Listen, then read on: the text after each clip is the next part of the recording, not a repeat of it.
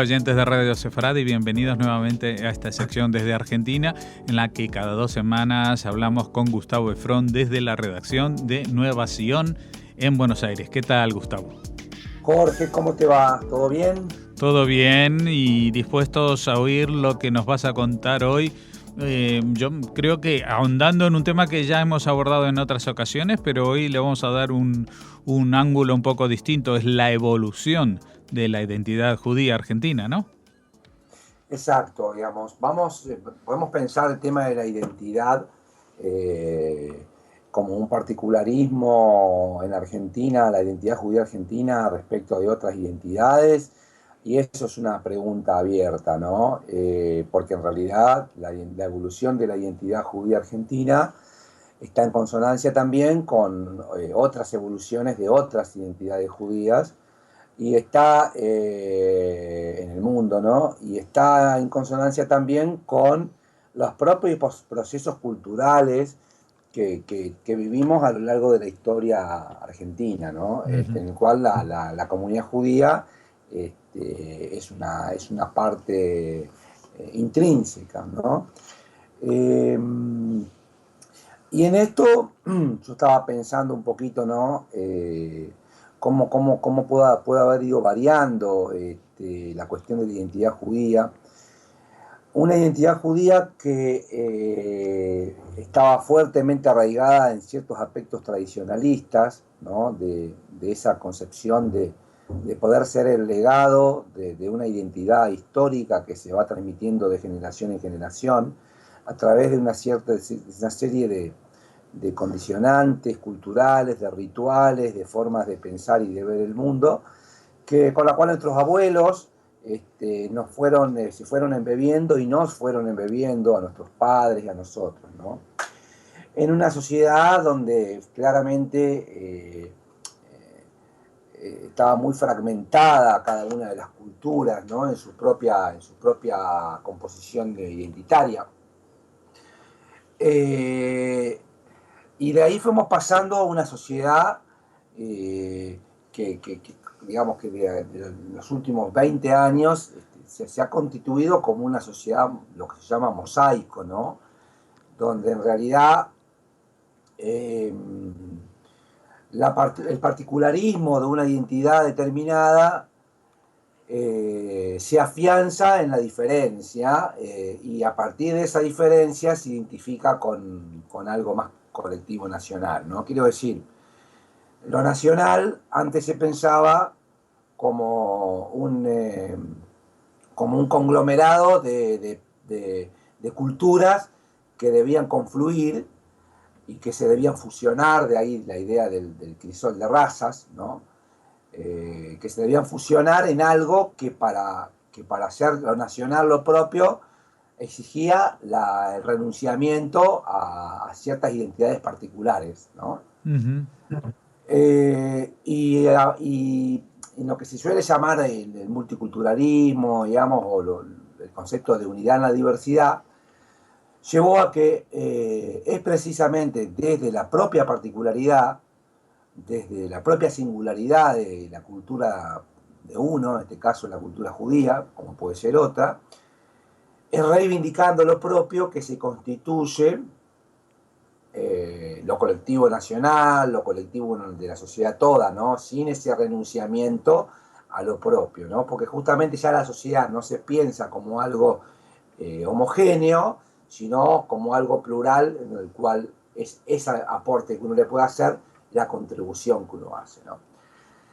¿Y qué pasa entonces con los judíos en ese contexto, ¿no? Es decir, cómo se reconfigura o cómo se resitúa los judíos en el marco de esta sociedad multicultural, ¿no? Y ahí tenemos diferentes formas de reconfiguración, ¿no? Una de las formas de reconfiguración es, por un lado, el afianzamiento de cierta cultura, por un lado laica, filosófica, y que plantea la idea de la integración a una sociedad de este lugar, ¿no? Y hace unas editoriales pasadas hablábamos del tema de la contribución de los judíos a la política nacional, ¿no? Y ahí veníamos hablando también justamente que el tema no era que los judíos participen en la cultura nacional, lo cual no sería una novedad, sino que lo participan y actúan en tanto judíos, digamos. Es en tanto que se considera que su característica o su particularidad de judío contribuye a una sociedad integral, ¿no? Esta semana, bueno, saben ustedes que tuvimos elecciones en Argentina y el gobierno incorporó dos judíos muy conocidos dentro de sus filas, más allá de los pensamientos y las reservas ideológicas o políticas que uno pueda tener del caso. Si queremos hacer un análisis antropológico en este sentido, la figura, por ejemplo, de Rabino Bergman, como referente funcionario del medio ambiente, tiene que ver con esta idea de que los judíos como judíos está visto de una manera que puede ser integrado, ¿no?, a algo nacional. Un rabino estamos hablando, ¿no?, de uno que tiene apellido judío, ¿no?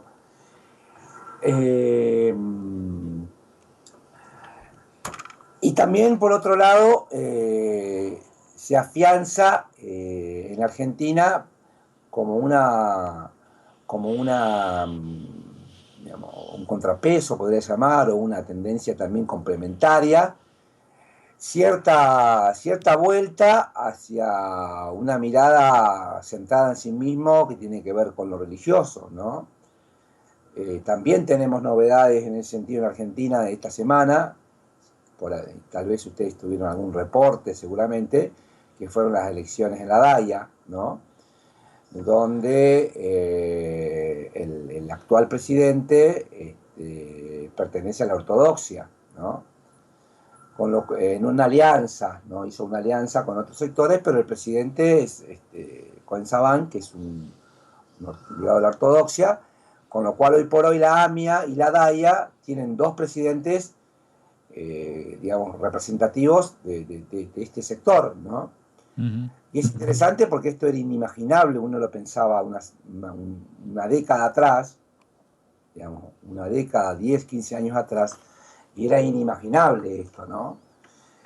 Entonces tenemos paralelamente dos fenómenos interesantes, ¿no?, que por un lado este afianzamiento de la cultura plural, ¿no?, de la identidad que se alimenta en la diferencia y demás, y por otro lado también un refugio en ciertas verdades consolidadas y estructuradas de la religión, que en realidad tiene que ver con un problema que no es de Argentina, ¿no? Hace poco leí un artículo respecto a Israel, ¿no?, y también el refugio en Israel en ciertas identidades fuertemente marcadas por lo religioso, no diría fundamentalista, aunque en parte es fundamentalista, digamos, por el sentido de algo que está muy concentrado en sí mismo y en las raíces y demás, muy endogámico. Y también esto tiene que ver con una reacción al multiculturalismo, ¿no? Frente a esta indiferenciación, frente a este multiculturalismo, hay como un refugio en lo gregario, en lo particular, como reacción a reforzar esa propia identidad particular, ¿no? Es como un juego, no sé si soy claro en esta explicación, ¿no? Uh-huh. Es como un juego dual que se está dando, que en Israel particularmente se da, digamos, ¿no?, con estos fenómenos, digamos, bueno, frente a tanto una sociedad multicultural, Europa, etcétera, etcétera, que pasa que estos fenómenos religiosos fuertes también tienen una fuerte incidencia, y en Argentina lo estamos viendo claramente, ¿no? Uh-huh. Un fenómeno religioso en el cual además convive con otras, porque convengamos que esta religiosidad que hoy está comandando la comunidad judía, tanto la AMIA como la DAIA, bueno, a partir de la semana pasada, uh-huh, es aquella religiosidad centrada solamente en sí misma y homogénea, del cual no tiene vínculo con lo laico y lo rechaza, sino que también se ha reconfigurado parcialmente, Una ¿no? pregunta, Gustavo. El hecho de que esté esta situación de gente ortodoxa al cargo de las principales instituciones judías en la Argentina, ¿no obedece, aparte del empuje del sector religioso, a cierta desidia de los sectores laicos judíos, de cierto desinterés por las instituciones identitarias?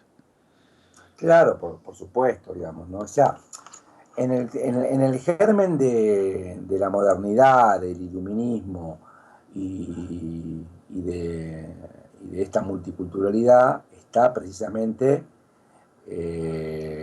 la desconfiguración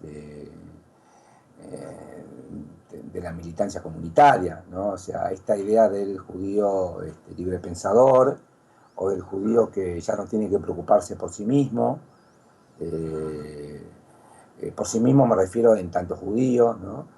Que no cree que en la cuestión comunitaria se defina el sentido de su vida, ¿no?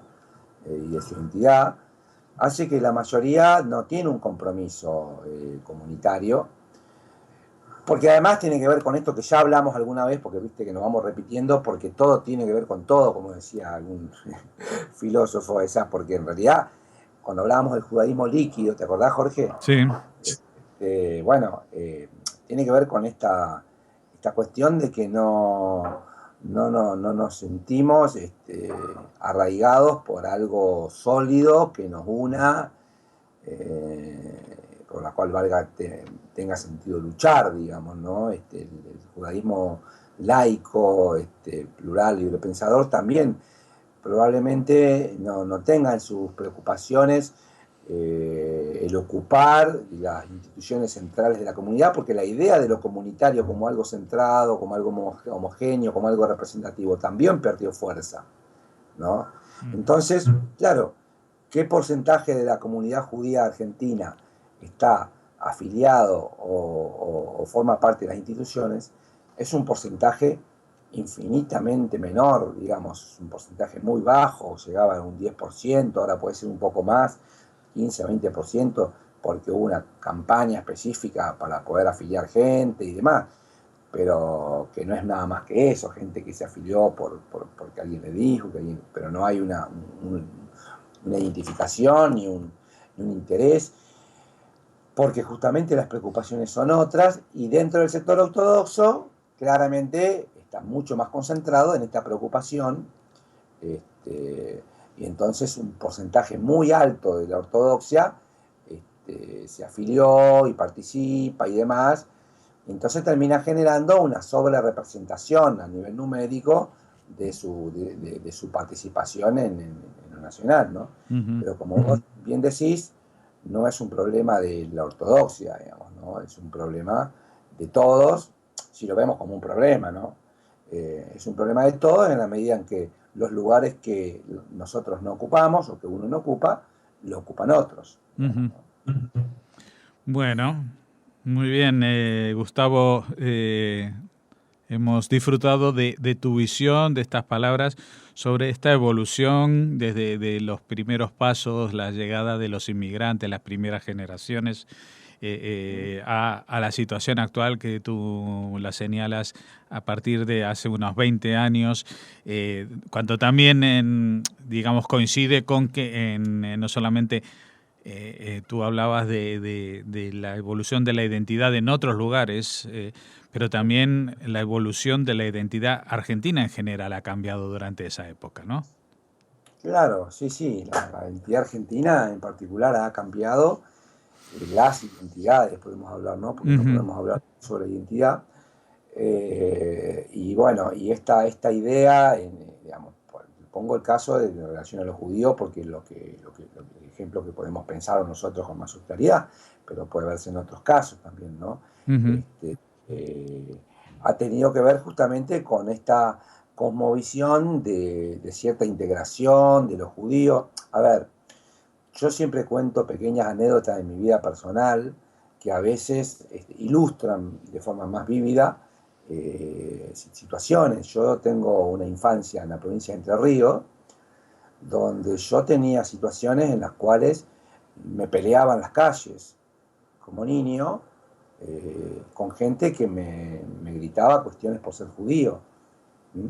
Yo Ujú. estaba en un baile, bailando con una chica en un baile no de la comunidad, sino un baile en general, y tenía jóvenes que me venían a patotear por el hecho de ser judío, ¿no? Estamos Ya, hablando en la década del 70, ¿bien? sí, sí. Principios del 80. Yo cuando lo cuento esto hoy a mi hija, a jóvenes, digamos, no lo pueden entender. Ujú. No Hoy en día, pueden. afortunadamente, eso no sucede, ¿no? No, no, no, no, no tenemos una sociedad donde los judíos particularmente nos sentimos amenazados ni afectados en Argentina, donde está. Obviamente que en el imaginario y los prejuicios y demás puede haber muchas cosas sobre los judíos. De hecho hay estudios, digamos, uno que hizo creo que el INADI, te sentarías con un judío, tendrías al lado un compañero, por ahí muchos te dicen que no, pero no se plasma, digamos, en una práctica cultural cotidiana, ¿no? Esto que yo Mm. cuento, que yo lo viví como niño y como joven, Ujú. hoy por hoy esto no está, digamos, ¿no? Hoy no está, hoy hay una sociedad mucho más abierta e integrada hacia los judíos, ¿no? Mm. Y bueno, y esto también obviamente reconfigura también la particularidad de los judíos, porque el judío que se siente amenazado por el entorno tiende a broquelarse sobre sí mismo y a afianzar y a reafianzar sus propios rasgos propios, ¿no? Claro. El judío que se siente no amenazado, no abierto, tiende en general a sumarse a un colectivo, a participar desde lo suyo, pero también a debilitar algunos de los rasgos y preguntarse cuál es el sentido de todo esto, ¿no? ¿Por qué me diferencia? ¿No? Que eso es un gran debate que se dio, bueno, cuando discutimos, eso ya es un caso extremo, pero no sería este, cuando se hablaba del judío de la Alemania de la década del 20 y del 30, Ujú. emancipado, ¿no? Que se consideraban a sí mismos no judíos, ¿no? Bueno, después vino lo que vino, no quiere decir que eso sea un ejemplo que se pueda traspolar a otro lugar, pero digo, el judío emancipado, el judío libre pensador, integrado, forma parte de algo sano, creo yo, pero que también tiene que ver con, bueno, cómo se puede reafianzar las propias identidades desde un sentido en el cual uno se pueda sentir representado como judío, no simplemente por, digamos, cumplir con una tradición que fue heredada, sino justamente a partir de esa tradición heredada poder resignificarla en el sentido que puede tener hoy en nuestra vida cotidiana, ¿no? Creo que ese es el debate. Ujú. Nosotros en SAPTA y desde Innovación tratamos siempre de generar espacios, debates de reflexión filosófico, donde lo cultural y lo tradicional también se reactualice en términos de los debates que tenemos hoy, ¿no? Ese es un poco el intento que hacemos, ¿no? Desde nuestro pequeño lugar, ¿no? Creo Ujú. que ahí está la pelea, ¿no? Muy bien. Muchas gracias, Gustavo Efrón.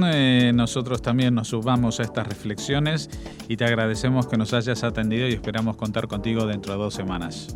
Bueno, gracias Jorge, un gusto y un placer charlar con ustedes como siempre, ¿eh? Un abrazo y saludos.